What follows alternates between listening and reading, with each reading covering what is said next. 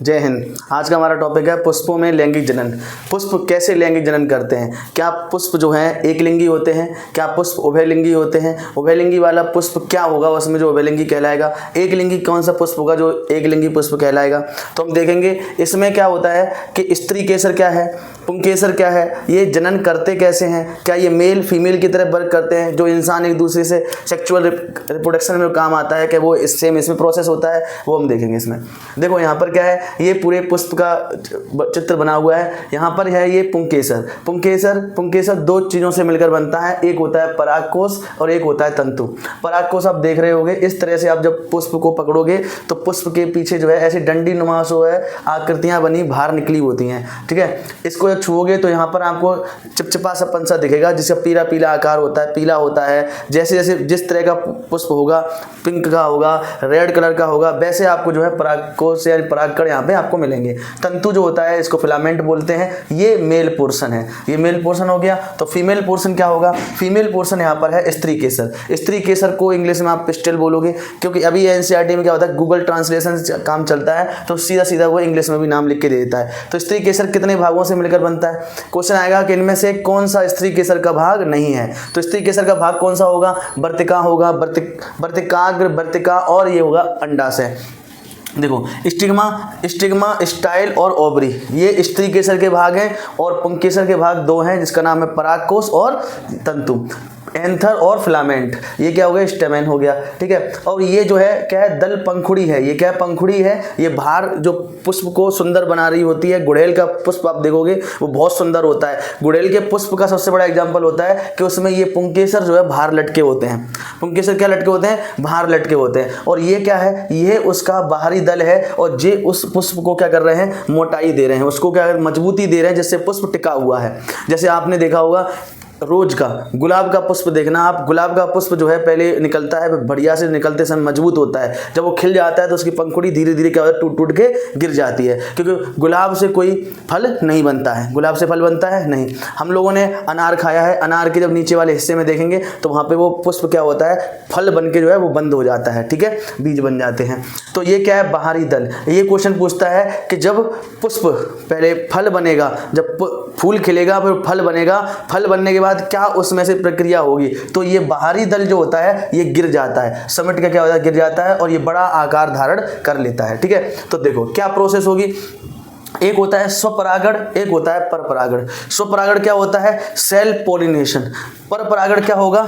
Cross pollination. स्वपरागण क्या है? यदि कोई गुड़ैल का फूल है और गुड़ैल का फूल एक पर्टिकुलर फूल है और वो उस पर क्या कर रहा है? यहाँ से परागकोश उठा के क्या करा जाएगा? इसमें ये मादा जननांग है, इस मादा जननांग के अंदर अगर गिर जाएगा, जैसे जैसे इसमें गिर जाएगा, अपने आप गिर जाएगा, तो ये क्या होगा? स्वपरागण होगा। मतलब एक ही पुष्प पर, मतलब एक ही पुष्प क्या कर रहा है? उसमें मेल फीमेल मिलकर, मतलब पुंकेसर मिलके क्या कर रहा है? स्त्री केसर में यानी स्टिग्मा में, स्टाइल में, ओवरी में अपने परागकण को पहुंचा पा रहा है, तो वो उसे क्या बोलेंगे? परपरागण, स्वपरागण बोलेंगे। परपरागण किसको बोलेंगे? यानी बहुत सारे पेड़ पर क्या है? पुष्प हैं, बहुत सारे पेड़ पर पुष्प हैं और वो एक दूसरे को क्या कर रहे हैं? हवा में, साधन कौन सा है? हवा चल गई, हवा चलने से क्या हुआ? इस पुष्प का जो वर्तिका है, वर्तिकाग्र है यानी ओवरी है, उसमें किसी दूसरे पुष्प का क्या आ गया? परागकण या परागकोश उसमें आके मिल गए, तो उससे क्या होगा? वो क्रॉस पॉलिनेशन हो जाएगा। कैसा पुष्प बनेगा?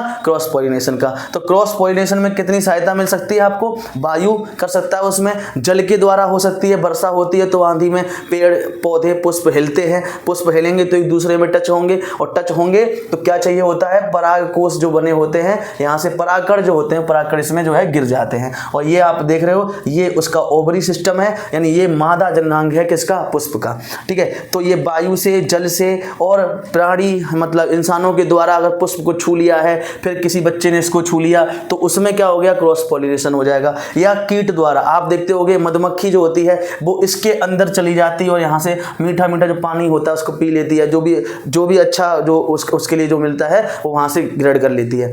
अब वो पहले यहाँ बैठेगी, यहाँ बैठने के बाद फिर यहाँ पर बैठेगी, तो क्या होगा? उसके द्वारा क्या होगा? परपरागण होगा। मतलब परपरागण का मतलब होता है दूसरों के द्वारा, दूसरों की सहायता से। स्वपरागण मतलब खुद की सहायता से। जो पुष्प खुद की सहायता से अगर क्या करता है, संबंध करता है, मतलब युग्मक बनाता है, मादा युग्मक बनाता है, तो उसको क्या बोलेंगे, स्वपरागण, और दूसरे को क्या बोलेंगे, परपरागण। कुछ क्वेश्चन इंपॉर्टेंट से आते हैं हमारे रेलवे में। देखो, जब पुष्प में पुंकेसर हो या स्त्री केसर हो, इनमें से कोई एक हो, इनमें से कोई एक, मैंने कहा कि इसमें से सिर्फ पुंकेसर है, तब वो क्या कहलाएगा, एक लिंगी कहलाएगा। तो एक लिंगी में क्या आएगा, पपीता आता है, और एक लिंगी में क्या आता है, तरबूज आता है। मैंने कहा अगर पुंकेसर जो नहीं होगा और स्त्री केसर होगा, इनमें से कोई एक हो, ये मादा, ये क्या है, ये नर जननांग है, ये मादा जननांग है, इनमें से अगर एक मिलेगा तो क्या कहलाएगा, एक लिंगी कहलाएगा। क्या कहलाएगा, एक लिंगी कहलाएगा, पपीता और तरबूज। यदि पुष्प में पुंकेसर भी है और स्त्री केसर भी है, मतलब दोनों हैं, एक पुष्प में स्त्री केसर भी है और पुंकेसर भी है, दोनों हैं, तो क्या कहलाएगा, वो उभयलिंगी है। कैसा पुष्प है वो, उभयलिंगी पुष्प है, जैसे गुड़हल और सरसों। मतलब सीधे सीधे ये एनसीईआरटी का पूरा डाटा है, आप एनसीईआरटी को पढ़ रहे हो सीधे सीधे, जो शॉर्ट टर्म मैंने आपको एनसीईआरटी दिखा दिया, सेम पुष्प से बना हुआ है, सेम ये प्रोसेस है, यही सेम टू सेम क्वेश्चन आएंगे कि उभयलिंगी कौन सा पौधा पुष्प होता है और एक लिंगी कौन सा होता है। एक लिंगी बनने के लिए क्या होना चाहिए, एक लिंगी बनने के लिए या पुंकेसर हो या स्त्री केसर हो। उभयलिंगी बनने के लिए क्या होना चाहिए, स्त्री केसर भी होना चाहिए, उसमें पुंकेसर भी होना चाहिए, दोनों चीजें होनी चाहिए, तब वो क्या बनेगा, उभयलिंगी बनेगा। पुंकेसर एक नर जननांग है, जैसे आपने यहाँ पे देखा, पुंकेसर क्या है, एक नर जननांग है, और जो क्या बनाता है पुंकेसर, पुंकेसर बनाता है परागकण। क्या बनाता है, परागकण बनाता है, और ये क्या है, ये परागकोश है। क्या है ये, परागकोश है। स्त्री केसर पुष्प का कौन सा मादा जननांग है, इसके कौन कौन से भाग हैं, आपसे भाग याद रखना, वर्तिका, वर्तिकाग्र, वर्तिका और अंडाशय। जो सबसे ऊपर वाला जो बहुत ज्यादा ओपन सा ऐसा है, उसका नाम क्या है, वर्तिकाग्र। जो पतली सी पाइप ट्यूब से आ रही है, उसका नाम क्या है, वर्तिका। और जो ओवरी जो घूम के है, मोटा सा ऐसा हो गया है, वो क्या है, अंडाशय उसका। ठीक है, तो यहाँ पर क्या बनेगा, यहाँ पे गुमनज बनता है, और यहीं से जो है फल बनना शुरू होता है।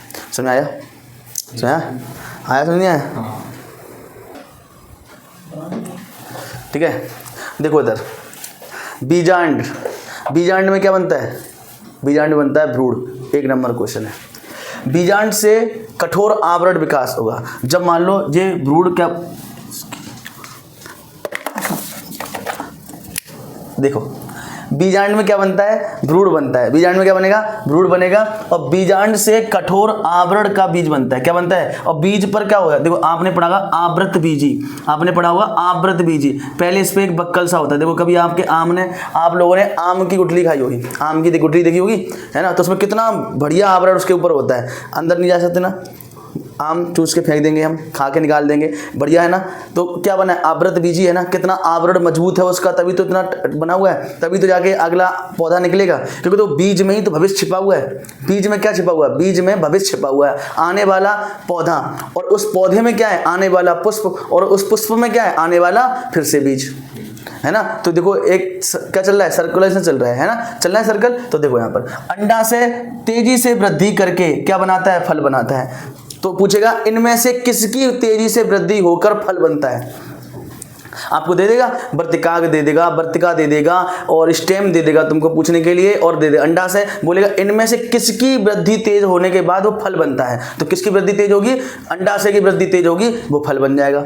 ठीक है, फल बनने पर क्या होगा, फल बनने पर जो उस पुष्प का बाहरी आवरण है, आप गुड़हल का पुष्प देखना, नीचे से हरा होगा, कुछ पत्तियां उसमें हरी लगी होंगी, फिर उसकी पंखुड़ी होंगी, फिर उसमें से जो बाहर निकले होंगे वो पुंकेसर होंगे उसमें, और जो बीच में जो होगा वो क्या होगा, स्त्री केसर होगा। स्त्री केसर होता नहीं होता। जब वो फल बन जाएगा, क्या बन जाएगा, फल बन जाएगा, तो ये सब चीजें क्या हो जाएंगी, मुरझा कर क्या होगी, गिर जाएंगी।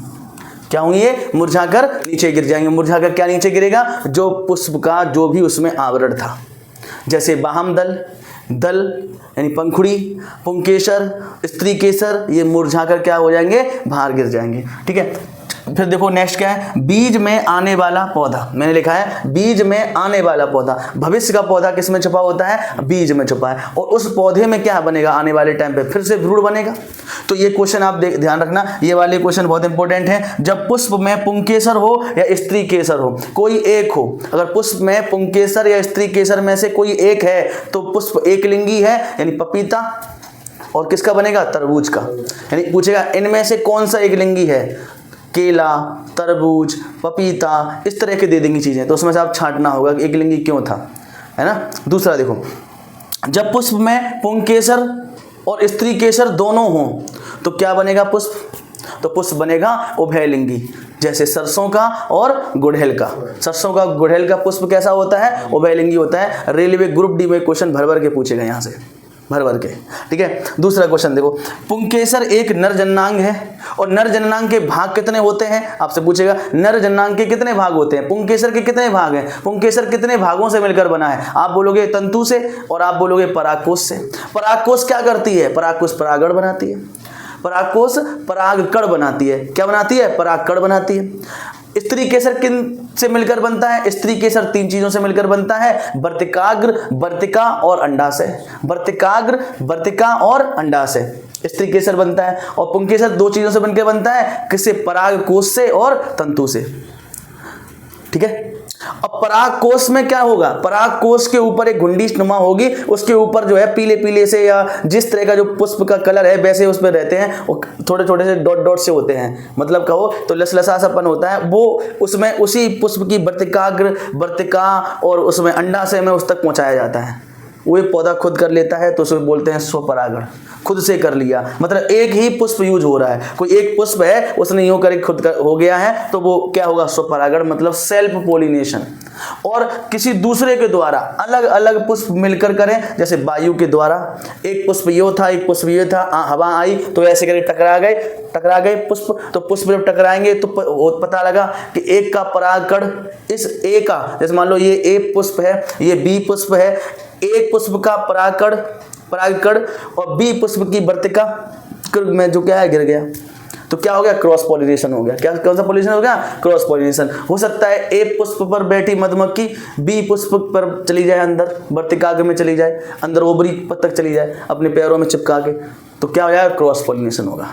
तो ये पुष्प से हमने क्या टॉपिक हमारा क्या है? पुष्प में लैंगिक जनन, सेक्सुअल रिप्रोडक्शन इन फ्लावर, ये है। और यहीं से सब चीज़ शुरुआत होती है, ठीक है। ओके, अब तो हुआ